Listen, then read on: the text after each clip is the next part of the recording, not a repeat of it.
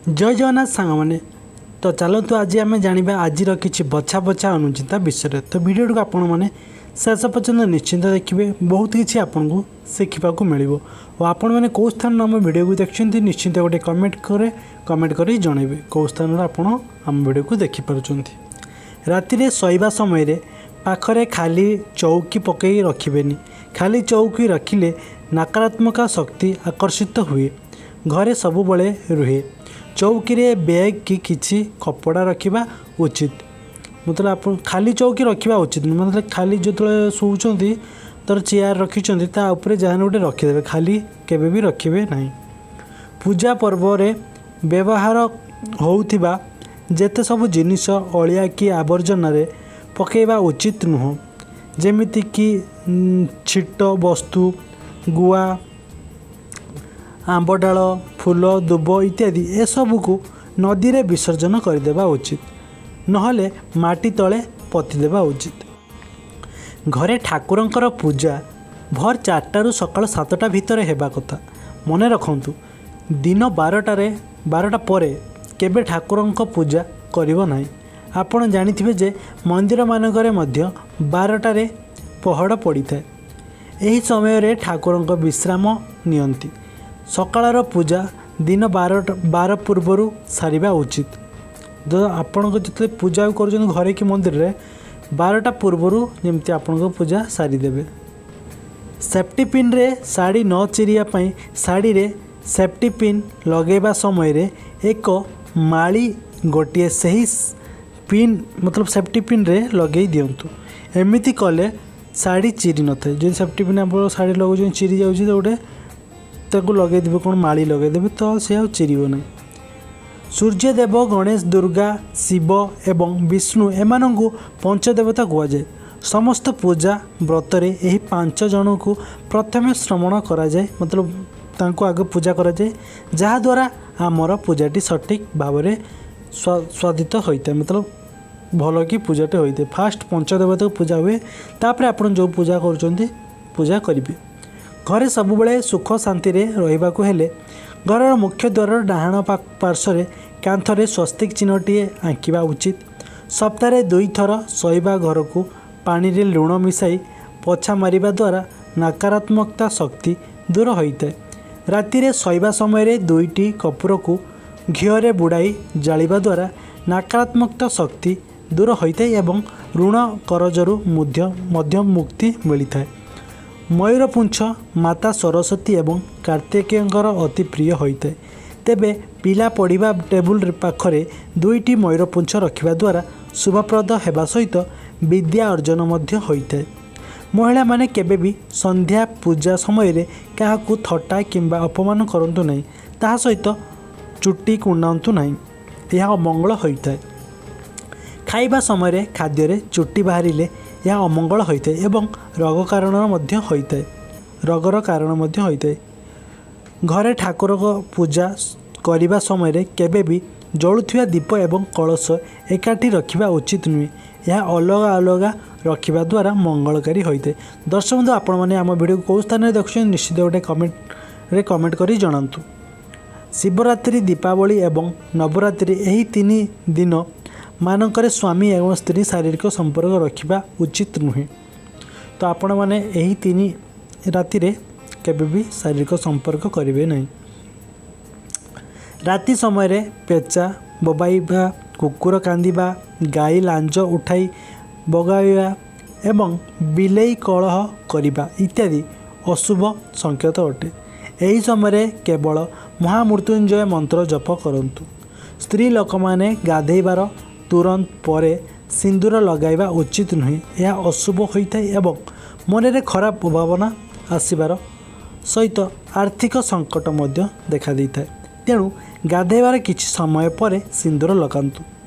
घरे केबे भी लुहा खटरे शोइबा उचित नुहे, यह द्वारा दाम्पत्य जीवन में विभिन्न समस्या देखा देता है। घर पाखरे बिलेई कांदिले बहुत अशुभ होता है, ताहा सहित किछि विपदर संकेत मध्य मिलता है। प्रत्येक गुरुवार दिन निजर गाधेइबा पानी रे अल्प हलदी गुंड पकाई स्नान करंतु। यह द्वारा बृहस्पतिंकर बहुत कृपा लाभ मिलता है एवं अनेक अशुभ दूर होता है। मासिक धर्म समय सिंदूर लगातु नहीं एवं यही समय गाई गोरु को छुईबा उचित नुहे कहीं ना गाई गोरु देहरे 33 कोटी देवदेवता थांती। यह पाप हेबा सहित अमल होता है। छांचुणी जदि केबे कहार देहरे बाजे तो छिंडातु नहीं, एपरी कले स्वयं माँ लक्ष्मी असंतुष्ट होता। प्रत्येक अमावास्या दिन घर भल भाव सफा करने उचित। ता सहित घरर समस्त अलिया आवर्जना बाहर फोपाड़ी देवा उचित। या द्वारा घरर नकारात्मक शक्ति दूर होता है। घरे गंगाजल रखिथिबा स्थान सफा सुतरा रखिबा उचित। ता सहित सबुदिन गंगाजल पीवा द्वारा शरीर निरोग होता है।